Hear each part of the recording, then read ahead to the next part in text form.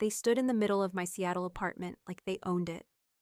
My mother's perfume cut through the air like a blade. My brother leaned against my kitchen counter, smirking as if he had already won. I am Madeline Brooks, 32 years old. I built a life from nothing. 6 figures, a corner office, a skyline view of Puget Sound sparkling like a promise. But that Thursday, my family was not here to admire what I had achieved. They came for my money again. And this time, when they demanded I fund my brother's 4th failing startup, I said no. For the first time I said no, I thought that would be the end of it. I thought refusing would finally set me free. I was wrong. They were not just after my money.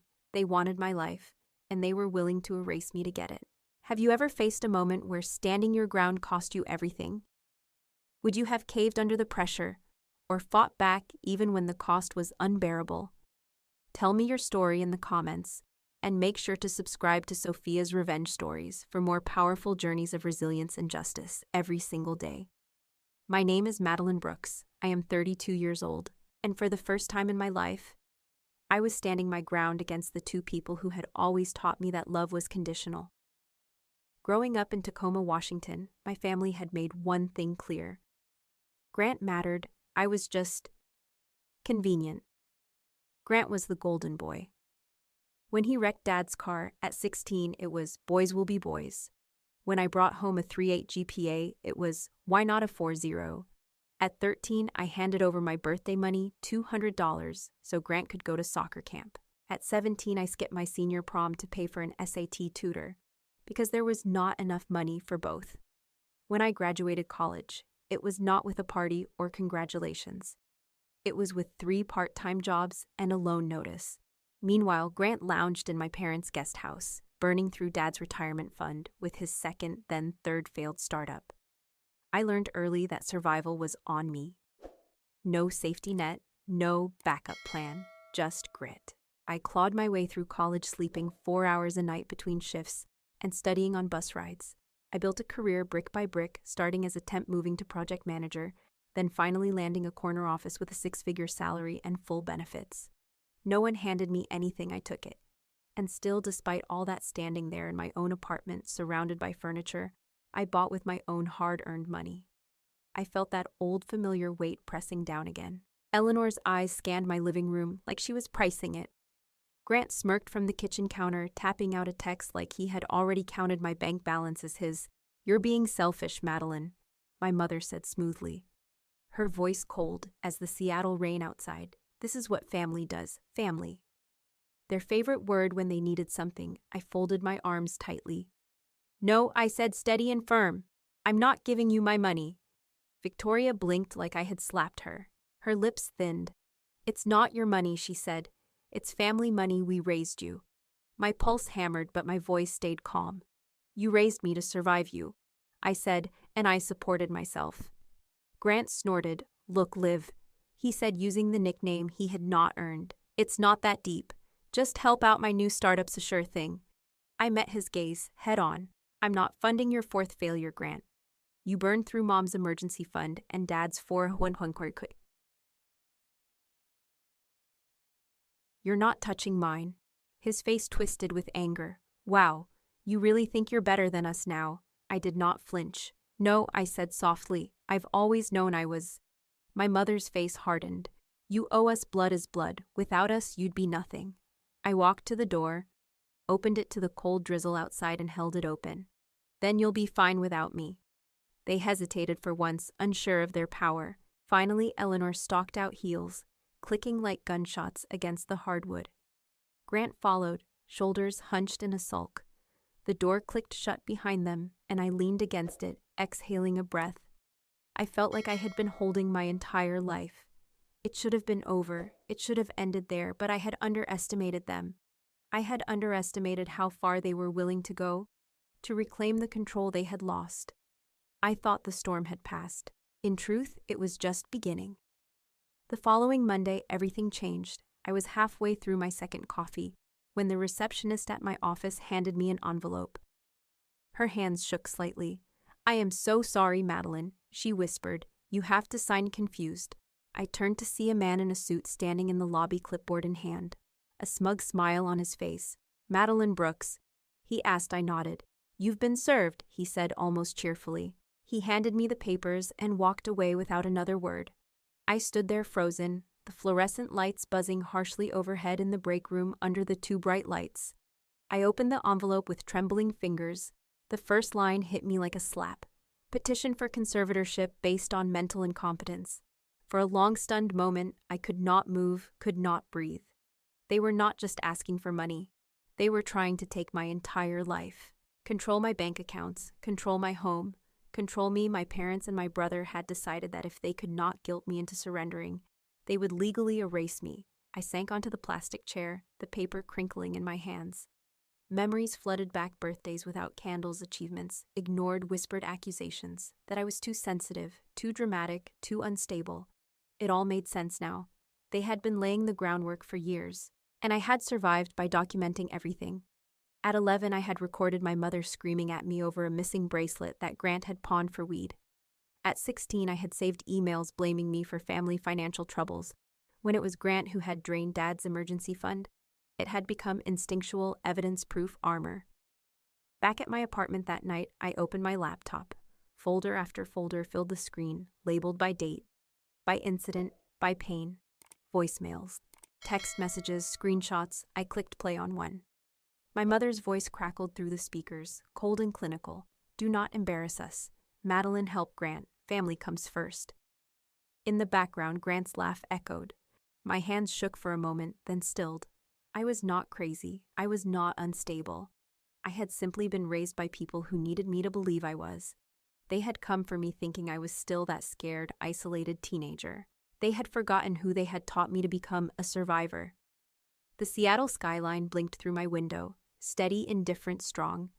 Just like I needed to be, I picked up my phone, heart pounding, and called the one person who had always seen me clearly. Noah Carter answered on the second ring. Madeline. What's wrong? I exhaled shakily. They're trying to put me under conservatorship, I said, claiming I'm mentally unfit. For a second, all I heard was the hum of the city through the phone. Then Noah swore under his breath. What do you need? He asked, voice sharp. Legal help, I said, and fast. You have it, he said without hesitation.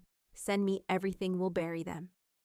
For the first time in days, a small, fierce smile pulled at my lips. I was not alone, and I was not powerless.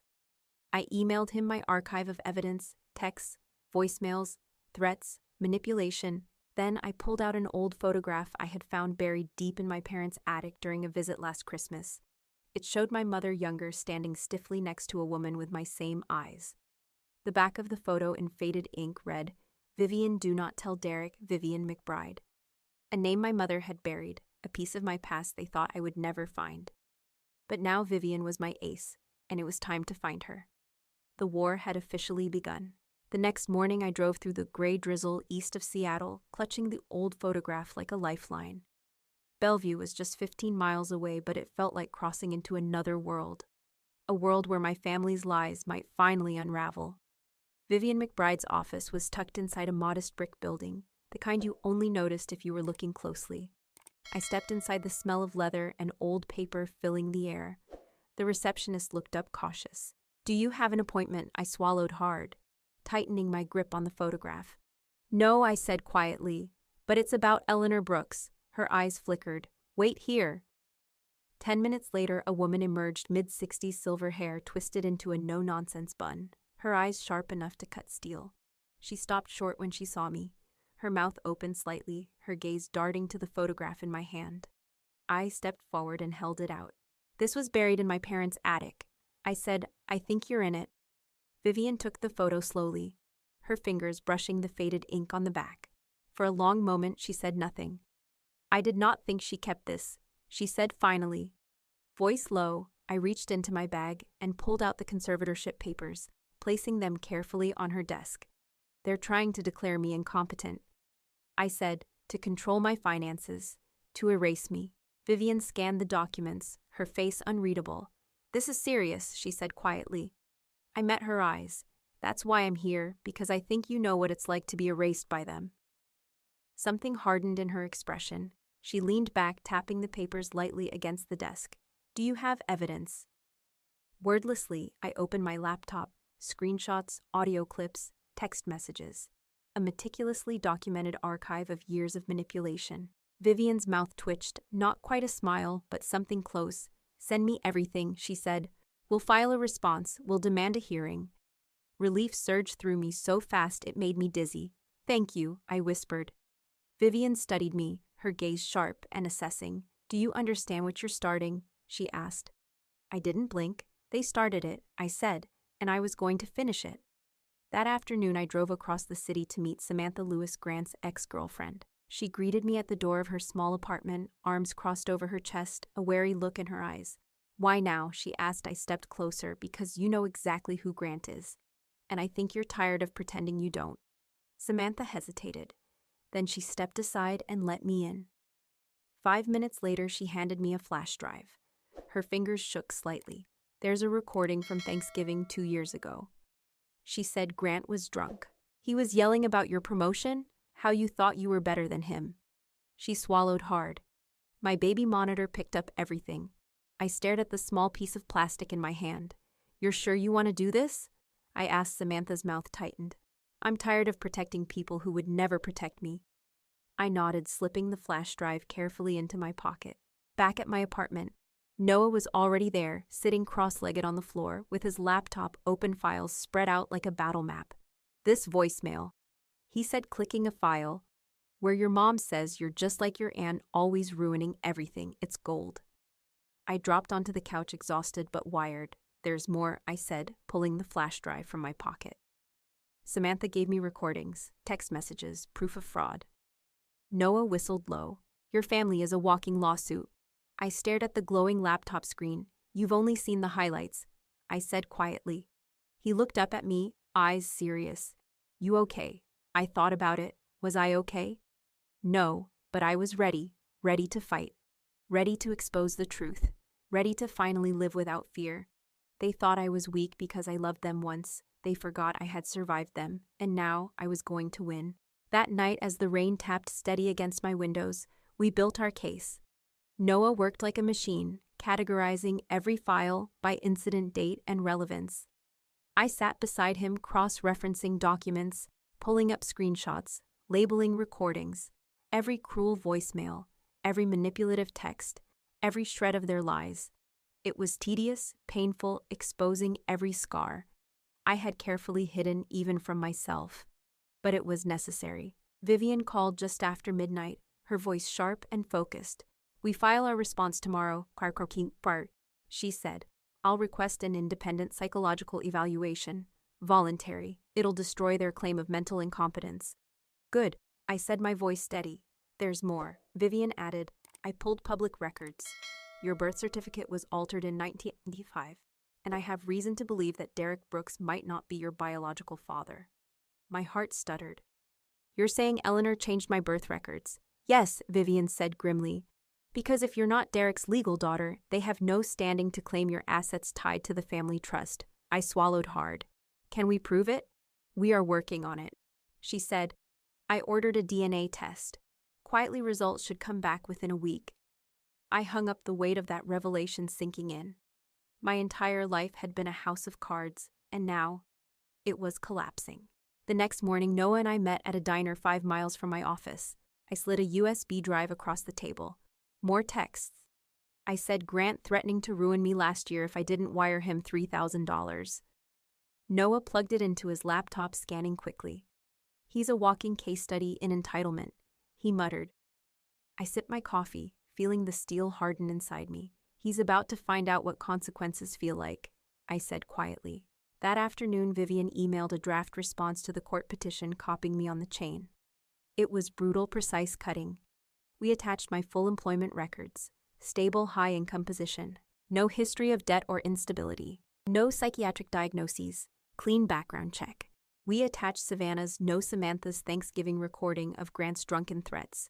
We attached voicemails where my mother dismissed me, gaslighted me, belittled my success. Evidence piled so high it felt suffocating, but also freeing. I was no longer the scared teenager hiding my pain. I was a woman bringing her entire arsenal to the battlefield. By Friday, news had trickled back from my old neighborhood in Tacoma. Eleanor and Grant were rattled. The hearing date was set for 2 weeks later. Their lawyer, Carson Rose, had filed a motion to suppress our evidence. An act of desperation, it was denied. That weekend, Noah and I met again, poring over every new piece of ammunition. At 2 a.m., we discovered the final nail in their coffin. A bank statement Samantha had forwarded showing Grant had opened a credit line under her name for $10,000 without permission, claiming family emergencies to justify it fraud. Vivian nearly cackled when I forwarded it to her. "This is bigger than just a conservatorship case now," she said. "This is criminal behavior." By Sunday night, my plan was clear: expose their lies, shatter their narrative, reclaim my name. But it was not just about survival anymore. It was about transformation, about showing them and myself that I was no longer the disposable, invisible daughter. I was someone they could not control, could not erase, could not buy or bully into silence. They thought declaring me incompetent would be easy. Another trick, another manipulation, but they had trained me for this fight without even realizing it. Every lie they told sharpened my instincts. Every betrayal built my armor. Every time they told me I was too sensitive, too dramatic, too much, they were forging the woman who would one day stand in court and tear down their empire with nothing but the truth. 2 weeks, 14 days, and everything they had built on lies would come crashing down. I was not scared anymore. I was ready. The morning of the hearing, King County Courthouse loomed against the cloudy Seattle sky, polished wood-high ceilings, heavy air that smelled like old promises and fresh judgment. I wore a simple navy dress. No drama, no theatrics, just quiet defiance stitched into every thread. Noah sat beside me, tapping his fingers lightly on a closed water bottle. Across the aisle, my parents and Grant sat together, a picture-perfect family if you did not look too closely. Eleanor in her pearls, Grant in a new suit he probably could not afford. Derek staring down at the floor, refusing to meet my eyes. Their lawyer, Carson Rose, stood with smug confidence. "Your Honor," he began, his voice slick and practiced. "The Brooks family seeks conservatorship out of deep concern for Madeline's well-being. She has exhibited irrational behavior, financial irresponsibility, and emotional volatility." I almost laughed. Vivian stood slowly, every movement deliberate and powerful. "Objection, Your Honor," she said crisply. "There is no evidence, no medical records, no police reports, no documented instability. Only the word of petitioners with clear financial motives." Judge Reed, a tall woman with eyes like surgical blades, nodded once. Sustained, "Stick to facts, Mr. Rose." Carson cleared his throat, already sweating under the courtroom lights. He called Grant to the stand first. Grant walked with a swagger that made my stomach churn. He leaned into the microphone, feigning concern. "Madeline's just off lately," he said. "She isolates herself. She accused us of crazy things. She's paranoid." Emotional, Vivian remained still, letting him hang himself with every word, and financially irresponsible. Carson prompted. Grant nodded eagerly.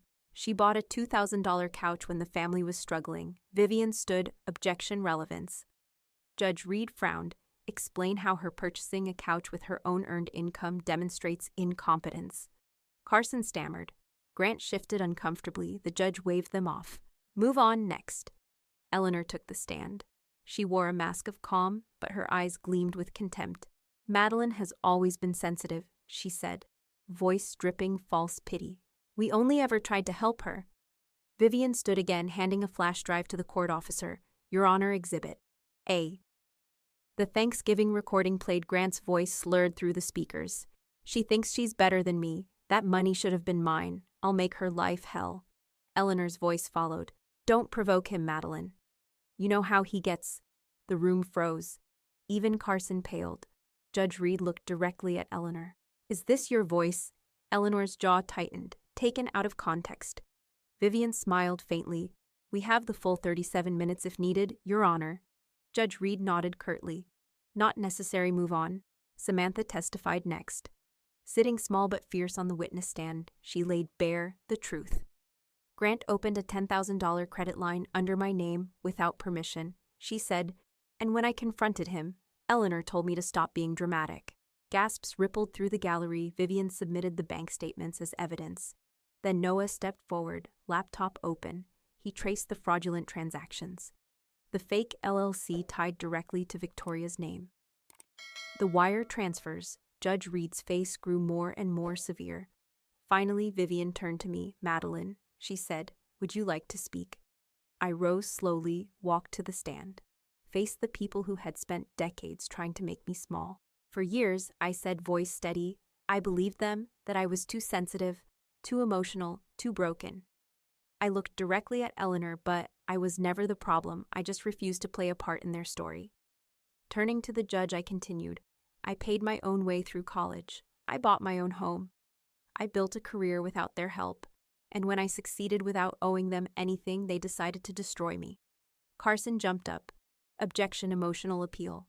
Judge Reed cut him off sharply. "Sit down, Mr. Rose." Vivian approached the bench, handing the judge a sealed envelope. "Your Honor, DNA results." Judge Reed opened the envelope. She scanned the papers. Her mouth tightened. "Results confirm Madeline Brooks is not the biological child of Derek Brooks. The petitioners lack legal standing to seek conservatorship." The room exploded. Eleanor surged to her feet. "This is slander." Vivian did not flinch. "This is science." Judge Reed banged her gavel once. "I am denying the petition for conservatorship effective immediately. Furthermore, this court will be referring evidence of fraud to the appropriate authorities." I closed my eyes, letting the words wash over me. Freedom, justice, vindication. Outside the courthouse, Eleanor grabbed my arm. "What are you doing?" she hissed. I shook her off without hesitation. "You should have left me alone." Grant tried to follow, but Vivian appeared at my side. "Step back," she said sharply. And for once in his life, Grant listened. I walked away into the gray Seattle afternoon, the skyline sharp and steady ahead of me. They had tried to cage me. Instead, they had freed me, and I was never going back. 3 months later, I stood on the balcony of my new apartment. The Seattle skyline stretched out before me, a mosaic of lights against the dusk. The courtroom victory was behind me, but the echoes of that fight still lingered. The fraud charges against Eleanor and Grant moved forward slowly. The family trust was frozen, pending investigation, and my ties to them, they were severed, legally, emotionally. Completely, I changed my name back to what it should have always been. Madeline Reeves, Reeves my true father's name. A man I never had the chance to know, but who in some way gave me the strength to finally reclaim myself. I started a scholarship fund in his memory. For kids like me, kids who grew up invisible inside their own homes. It was not revenge, it was restoration. Justice did not feel clean, it felt heavy, messy, bittersweet. But it was mine. Vivian and Noah remained by my side. Quiet reminders that family is not always the one you are born into. Sometimes it is the one you build. The one that sees you, chooses you, fights with you, and for you. I thought of the scared girl I used to be. The one who thought survival meant shrinking. Staying silent. I was not her anymore. I had burned the cage they built for me, and from its ashes I built something better, something entirely mine. Sometimes the greatest revenge is not in fighting louder, it is in living freer. It is in thriving so completely that their ghost can no longer touch you. That evening I sat at my desk, the city lights pulsing below, and opened a new journal. The first page was blank. Waiting, breathing, at the top I wrote, "This is not a story about revenge. This is a story about reclamation, about taking back what was stolen quietly for years. My name, my voice, my future." I thought about the long road it took to get here. The betrayals, the loneliness, the battles I never asked for but had to fight anyway. And I realized winning was never just about the courtroom. It was about becoming someone they could no longer touch. I am Madeline Reeves, and this time my story is mine to tell. What about you? Have you ever had to fight for the right to be seen, to be heard, to simply exist on your own terms? Share your story in the comments below. Let your voice be heard. And if you believe that survival is only the beginning, subscribe to Sophia's Revenge Stories. Because every day we share powerful journeys where truth wins scars, heal, and freedom is reclaimed.